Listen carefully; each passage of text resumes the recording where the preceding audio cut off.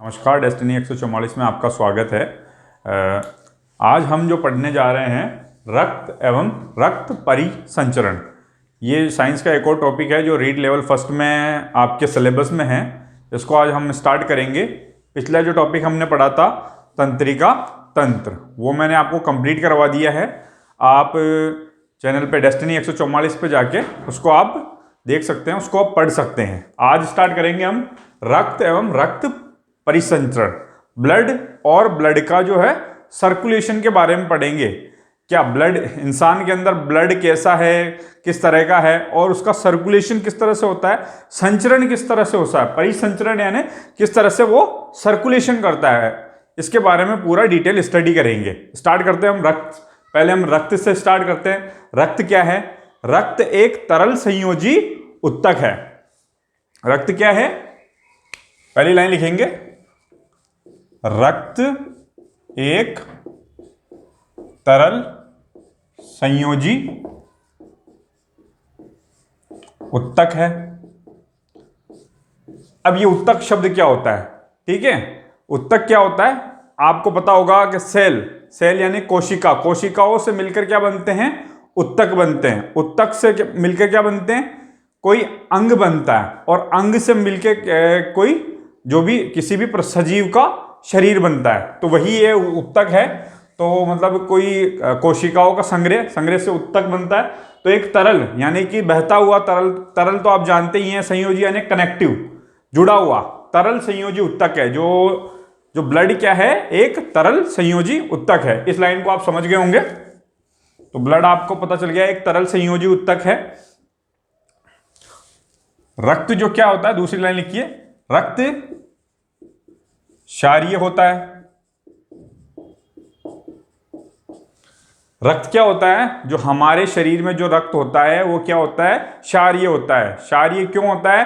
क्योंकि इसकी पीएच का मान आप सब जानते हैं। पीएच का मान क्या होता है? 7.4। पीएच टेबल आप सभी जानते हैं। 0 से 7 तक लेकर क्या होते हैं? सभी जो तत्व आते हैं वो क्या होते हैं? अम्लीय होते हैं। 7 पे जब आ जाता है, 0 से 7 के बीच में अम्ल होते हैं। जब 7 पे कोई आ जाता है तो वो, जैसे कि जो शुद्ध पानी होता है उसी का मान 7 होता है, और 7 से ऊपर जितने भी जो तत्व आ जाते हैं वो क्या हो जाते हैं? क्षारीय होता है। क्योंकि इसका पीएच का मान क्या है? 7.4। तो रक्त क्या है? एक क्षारीय तरल पदार्थ है। ठीक है, रक्त क्या है? क्षारीय होता है। आपने देखा होगा कभी भी आपकी उंगली कट जाती है तो थोड़ा क्या है, खराश लगता है। खून क्या लगता है आपका? थोड़ा खारा खारा लगता है। तो आपको समझ में आ गया होगा रक्त क्या होता है? एक क्षारीय तरल पदार्थ होता है। ठीक है, यहां तक आपको समझ में आया। अब बात करते हैं रक्त का मुख्य कार्य क्या होता है। रक्त का मुख्य कार्य क्या होता है? रक्त का जो मुख्य कार्य होता है, शरीर का जो तापमान होता है, तापमान को बनाए रखना। रक्त का जो मुख्य कार्य है शरीर का तापमान। तो लाइन लिखेंगे,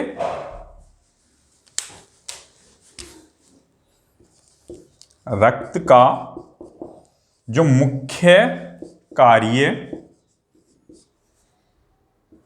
शरीर का तापमान संतुलित रखना। जो रक्त का मुख्य कार्य क्या है? जो शरीर का तापमान है उसको संतुलित रखना। तो यहां से एक और क्वेश्चन बनता है, जो सामान्य तापमान क्या है रक्त का? सामान्य हमारा जो शरीर का तापमान है, शरीर का तापमान सामान्य कितना होता है? सामान्यता कितना होता है? सामान्यता होता है 100.4 डिग्री फ़ारेनहाइट। 100.4 डिग्री फ़ारेनहाइट ये सामान्यतः हमारे शरीर का तापमान होता है। और सेल्सियस में 37 डिग्री सेल्सियस ये हमारे शरीर का तापमान होता है। और जब हमारे शरीर का तापमान ये हमारा जो रक्त है बनाए रखता है, जब भी हमें बुखार आता है, जब बुखार आता है, बुखार अगर 104 डिग्री सेल्सियस तक पहुंच जाए, कितने तक? 130, जो तीव्र ज्वर 104 degree Fahrenheit, sorry 104 degree Fahrenheit तक जब पहुंच जाता है तो हमारे शरीर का पीएच मान कहां तक पहुंच जाता है? 7.6। तो पीएच कितना पहुंच जाता है? 7.6 तक। जो सामान्य मैंने बताया, सामान्य पीएच कितना होता है? 7.4 होता है। और जब हमें बुखार आ जाता है, 104 डिग्री फ़ारेनहाइट तक बुखार आ जाता है, तो हमारा पीएच कहां तक पहुंच जाता है? हमारा पीएच पहुंच जाता है 7.6 तक पहुंच जाता है। ठीक है। और अगर इससे और दो पॉइंट बढ़ा दिए जाएं, ठीक है, 0.2 और पीएच में बढ़ोतरी कर दी जाए, तो यहां पे ये हमारे शरीर के लिए बहुत घातक हो सकता है। अगर ये पीएच कहां तक पहुंच जाए? 7.8 तक पहुंच जाए, तो हमारी मृत्यु निश्चित है। जो मानव तो व्यक्ति की क्या हो जाएगी? मृत्यु हो जाएगी। तो इसलिए हमारे जो रक्त का मुख्य काम क्या है? हमारे तापमान, हमारे शरीर का जो तापमान है उसका संतुलन बनाए रखना, ये इसका मुख्य कार्य है। यहां तक सब नोट कर लेंगे। ये जो भी 3-4 लाइन मुख्य, जो मेन मैंने लाइंस लिखाई हैं, इनको सब नोट करें, फिर आगे बढ़ते हैं हम।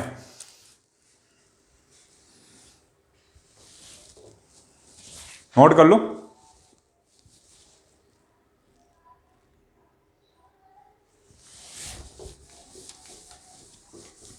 अब बात करते हैं हमारे शरीर में रक्त होता कितना है।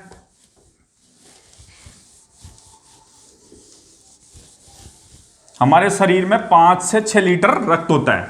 कितना? 5 से 6 लीटर। लाइन लिखेंगे।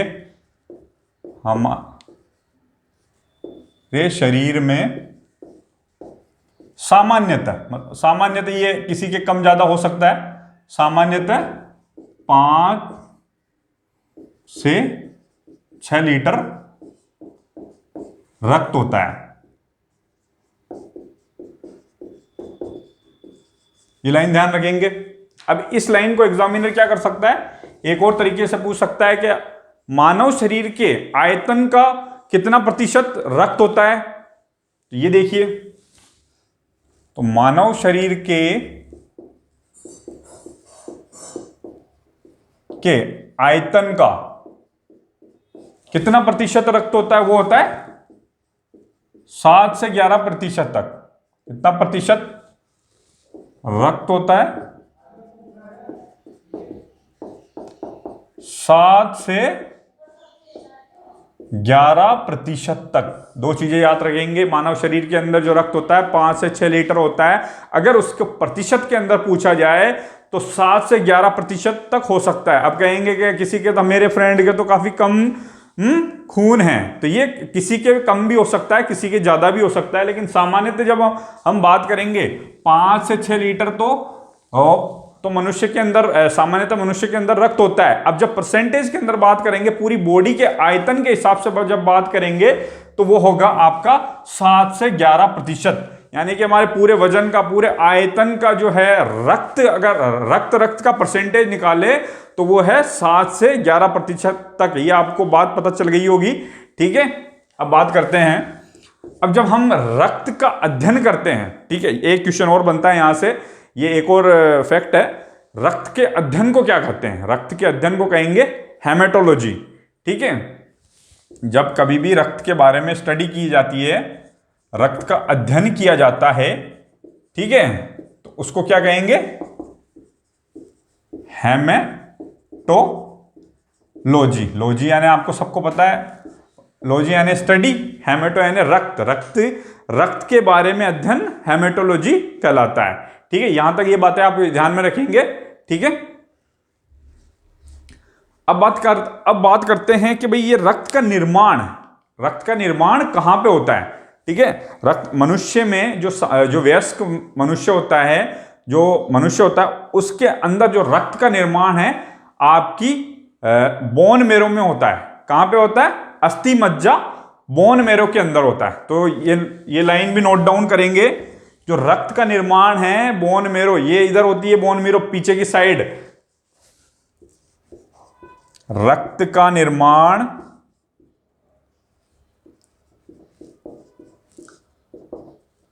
अस्थि मज्जा में होता है। कहां पे होता है?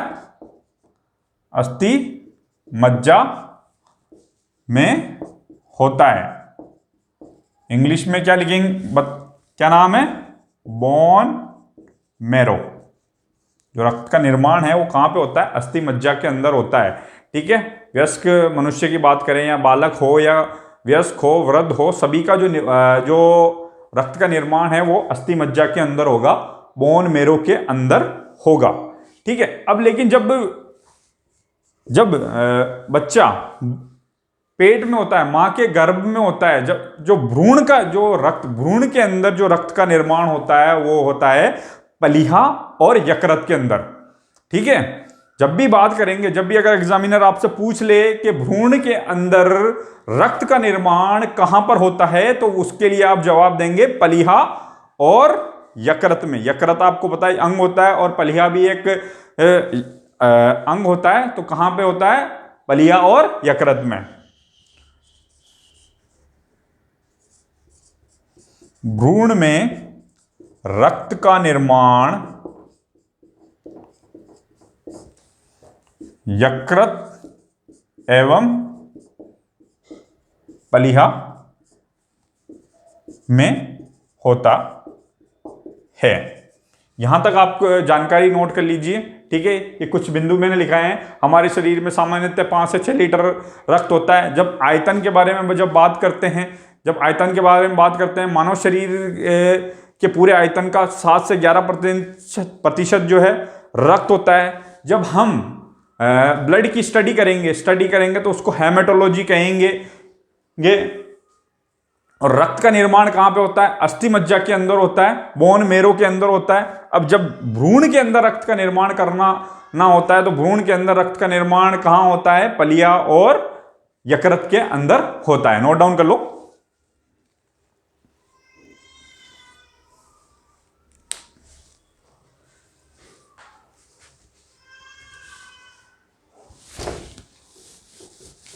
अब बात करते हैं रक्त के क्लासिफिकेशन की, वर्गीकरण की। कैसे रक्त के अंदर क्या क्या होता है, ये इस बारे में हम बात करेंगे। इस बारे में आगे इसकी स्टडी करेंगे, पढ़ाई करेंगे। ठीक है, रक्त के बारे में सामान्य जानकारी तो हमने ले ली है कि भाई रक्त में ये चीजें होती हैं। अब रक्त का हम क्या करेंगे? वर्गीकरण करेंगे, उसको बांटेंगे, भाई रक्त के अंदर क्या क्या होता है। ठीक है, तो हेडिंग डाले रक्त ब्लड। तो रक्त में आपने सुना होगा एक तो प्लाज्मा होता है और एक रक्त कणिकाएं होती है। ठीक है, 2 भागों में आप इसको विभाजित कर सकते हैं। एक तो रक्त का क्या हो गया? प्लाज्मा हो गया।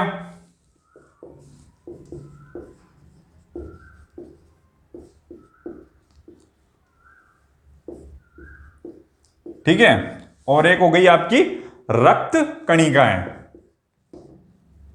या रुधिर कणिकाएं भी कह सकते हैं आप, रुधिर कणिकाएं। ठीक है, अब प्लाज्मा क्या होता है? प्लाज्मा पूरे रक्त के अंदर 55% क्या होता है? प्लाज्मा होता है। तो इसका परसेंटेज आप याद रखेंगे, कितना परसेंटेज होता है? 55% प्लाज्मा होता है। प्लाज्मा आपने सुना होगा अभी कोरोना के जब पहली लहर आई थी, तो कोरोना की जब पहली लहर आई थी तो प्लाज्मा थेरेपी से इलाज किया जा रहा था। तो इसी का क्या कर रहे थे? खून में से कि जो भी व्यक्ति पहले संक्रमित होकर ठीक हो चुका है उसका प्लाज्मा क्या ले लेते थे और दूसरे मरीज में क्या कर देते थे? उसको चढ़ा देते थे। तो जो मरीज के अंदर जो एंटीबॉडी जो जन्म लेती है, तो फिर वो एंटीबॉडी दूसरे मरीज में जाती है, तो वो क्या करती है? वो एंटीबॉडी उस कोरोना वायरस से क्या करती है? फाइट करती है। तो ये वही प्लाज्मा है जो कोरोना वायरस के समय काफी ये मतलब जानकारी में था, लोगों की जुबान पे आ चुका था ये प्लाज्मा। ये 55% होता है खून के अंदर, 55% क्या होता है? प्लाज्मा होता है। अब बात करते हैं रुधिर कणिकाओं की। ये कितने प्रतिशत होती है? 55 में से हम 100 में से 55 निकाल लेंगे तो बाकी कितनी बच गई? 45। तो 45 क्या हो गई? आपकी रुधिर कणिकाएं हो गई। ठीक है, तो ये क्लासिफिकेशन समझ में आया यहाँ पे क्या प्लाज्मा होता है। अब रुधिर कणिकाओं के बारे में जान लेते हैं। रुधिर कणिकाएं कौन कौन सी है? रुधिर कणिका है आरबीसी, पूरा इसको डिटेल में पढ़ेंगे अभी सिंपल ये क्लासिफिकेशन जान ले आप। आरबीसी, डब्ल्यूबीसी और आपके बिंबाणु, बिंबाणु कह लें, प्लेटलेट्स कह लें इसको, ठीक है। तो ये इसका एक क्लासिफिकेशन हो गया। एक तो आरबीसी हो गई, आरबीसी यानी रेड ब्लड सेल, ठीक है। व्हाइट ब्लड सेल यानी कि लाल रक्त कणिकाएं, इसका पूरा नाम क्या है, लाल रक्त कणिकाएं। डब्ल्यूबीसी श्वेत रक्त कणिकाएं, और ये बिंबाणु प्लेटलेट्स, ठीक है। ये होती है, ये क्लासिफिकेशन होता है। अब आरबीसी कितनी, अब इनकी प्रतिशत भी जान ले। 45% का जो के अंदर जो 99% होती है वो क्या होती है, आरबीसी। जो सबसे ज्यादा होती है वो क्या होती है, कणिकाओं के अंदर 99% क्या होती है, आरबीसी। लाल रक्त कणिकाएं सबसे ज्यादा होती है, सबसे खून जो रुधिर कणिकाओं के पार्ट के अंदर 99% क्या होती है, आरबीसी। अब फिर बात करते हैं डब्ल्यूबीसी की, ये होती है 0.2%। कितनी, 0.2%। और बिंबाणु जो बाकी के बचे हैं, अब आप स्वयं अनुमान लगा सकते हैं, 0.8% जो बचेंगे बिंबाणु प्लेटलेट्स। जब डेंगू बीमारी आई थी तो काफी चर्चों में थे कि भाई प्लेटलेट्स डाउन हो गए हैं, कि फला व्यक्ति के प्लेटलेट्स डाउन हो गए हैं, उसको क्या हो गया है, डेंगू हो गया है। जब प्लेटलेट्स डाउन हो जाते हैं तो आपको कौन सी बीमारी हो जाती है, डेंगू हो जाती है, ठीक है। अब बात करते हैं, अब आते हैं हम प्लाज्मा में, ठीक है। अब प्लाज्मा क्या होता है, प्लाज्मा में इसको हम दो भागों में बांट देते हैं, ठीक है। ये 90 से 92% जो प्लाज्मा के अंदर क्या होता है, जल होता है। क्या होता है, जल। 90 से 92% तक, 90 से 92% सिर्फ और सिर्फ प्लाज्मा के अंदर।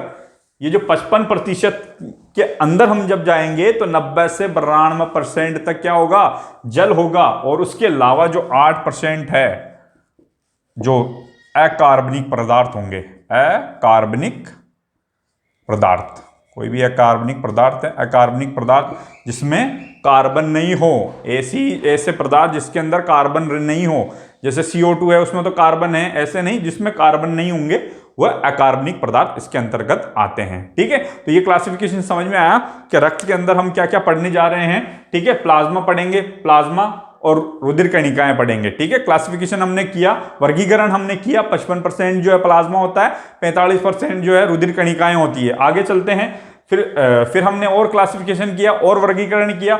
90 से 92% प्लाज्मा के अंदर क्या होता है, सिर्फ और सिर्फ जल होता है, और 8% है जो कार्बनिक पदार्थ होते हैं। ये इसको आप ऐसे कैसे उतार ले ताकि अब आगे हम पढ़ सकें। उतार ले प्लीज।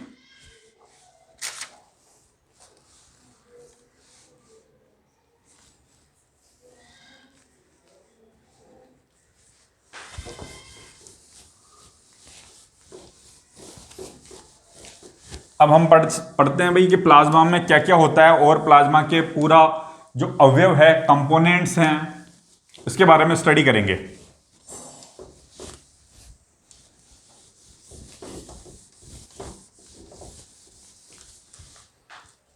लिखें, हेडिंग डालें, प्लाज्मा के अवयव। सबसे पहले तो जल डाल ले। जल कितना होता है, 90 से 92% तक जल होता है। अब पोषक तत्व भी होते हैं इसमें, ठीक है। प्लाज्मा में क्या होते हैं, पोषक तत्व जो शरीर को पोषण देते हैं, ठीक है। पोषक तत्व भी होते हैं। कौन कौन से पोषक तत्व होते हैं शरीर में, ग्लूकोज, जैसे कि ग्लूकोज एक पोषक तत्व है, पता ही होगा ग्लूकोज। जब भी कोई भी बीमार हो जाता है, कमजोरी आ जाती है, तो कौन सी बोतल चढ़ाते हैं? ग्लूकोज की बोतल चढ़ाते हैं। C6H12O6 इसका सूत्र होता है। तो ये ग्लूकोज, क्योंकि ये पोषक तत्व है तभी तो चढ़ाते हैं। तो कहाँ? खून में ही जाता है वो ग्लूकोज। तो इसी की कमी हो जाती है, पोषक तत्व की कमी हो जाती है, तो ग्लूकोज चढ़ा दिया जाता है। ठीक है, ग्लूकोज हो गया। आपके लिपिड्स हो गए। ठीक है, लिपिड्स यानी जो चर्बी होती है, ठीक है, थोड़ी मात्रा में इसमें जो आपके रक्त में है वो थोड़ी लिपिड्स भी होती है। ठीक है, तो ग्लूकोज हो गया, लिपिड हो गया, ऑक्सीजन हो गया,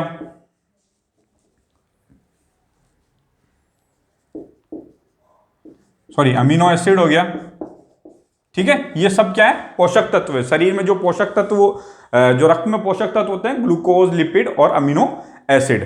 ठीक है, अब बात करते हैं उत्सर्जी। कौन कौन से उत्सर्जी पदार्थ होते हैं हमारे रक्त के अंदर, उसके बारे में बात कर लेते हैं।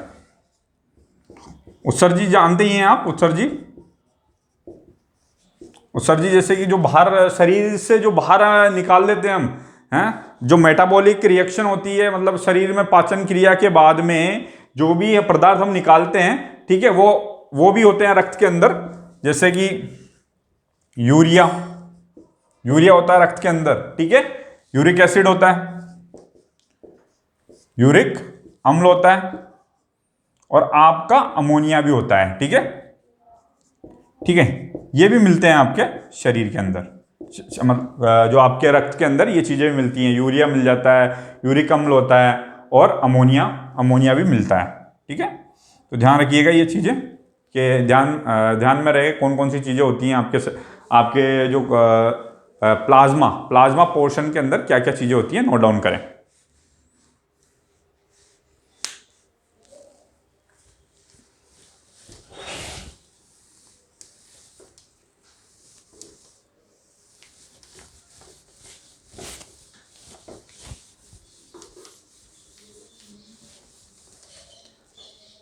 अब हम बात करते हैं कि प्लाज्मा के अंदर प्रोटीन भी होते हैं। ठीक है, अब कौन कौन से प्रोटीन होते हैं और वो क्या क्या काम करते हैं, ठीक है, तो डालेंगे हेडिंग प्रोटीन। तो प्रोटीन, और ये लाइन लिखिए, प्लाज्मा में 6 से 8% तक प्रोटीन पाए जाते हैं। कितने? 6 से 8% तक जो रक्त में आपके प्रोटीन पाए जाते हैं। ठीक है, एक प्रोटीन होता है एल्ब्यूमिन। ठीक है, ये जो एल्ब्यूमिन प्रोटीन होता है,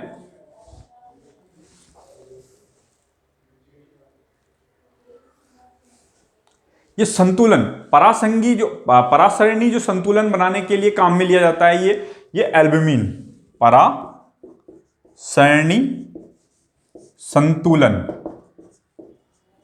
संतुलन बनाने के काम में आता है।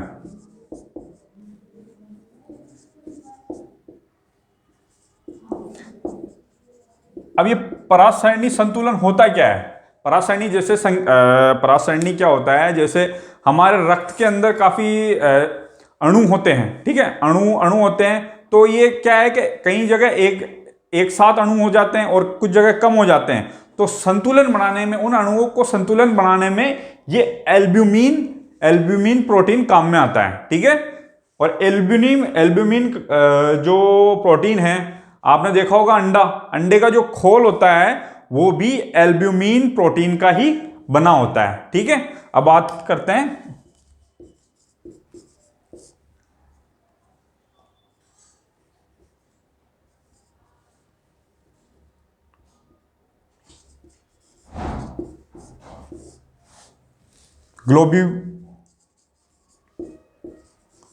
ग्लोब्यूमिन प्रोटीन की। ठीक है, अब ये क्या काम में करता है? ग्लोब्यूमिन प्रोटीन जो है संरक्षण का काम करता है। ठीक है, कोई भी अगर वायरस वगैरह आ जाएगा, बैक्टीरिया अगर रक्त में आ जाएगा, तो ये संरक्षी प्रोटीन के तौर पे जाना जाता है, ये ग्लोब्यूमिन प्रोटीन। ठीक है, तो इसके लिए लिखेंगे संरक्षी प्रोटीन की तरह कार्य करता है।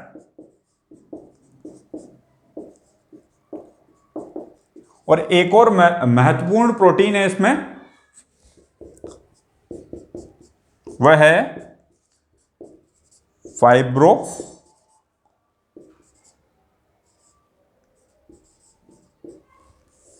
फाइब्रोजिनिन।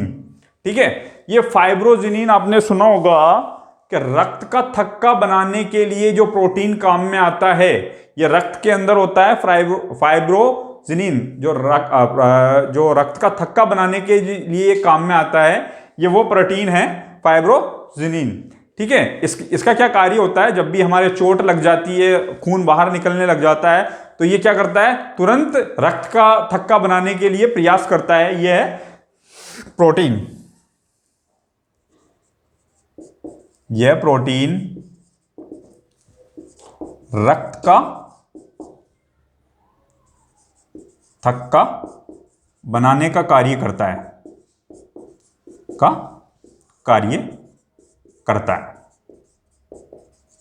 नोट डाउन कर लो यहां तक, ये जो कुछ लाइनें हैं ये आप नोट डाउन कर लीजिए।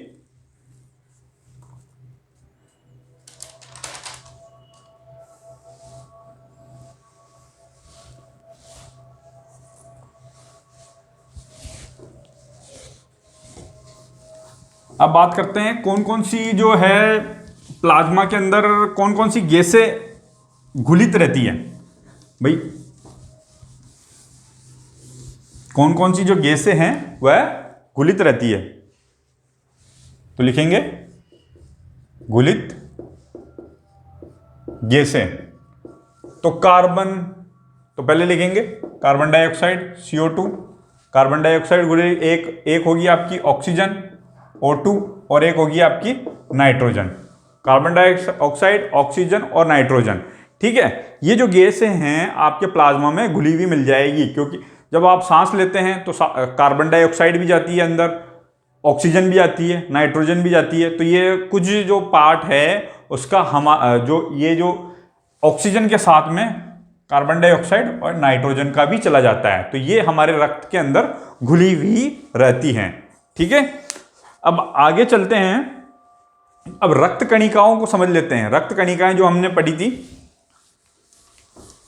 तो रक्त कणिकाओं की ओर आगे चलते हैं। रुधिर कणिकाएं, ठीक है, सबसे पहले लेते हैं लाल रक्त कणिका।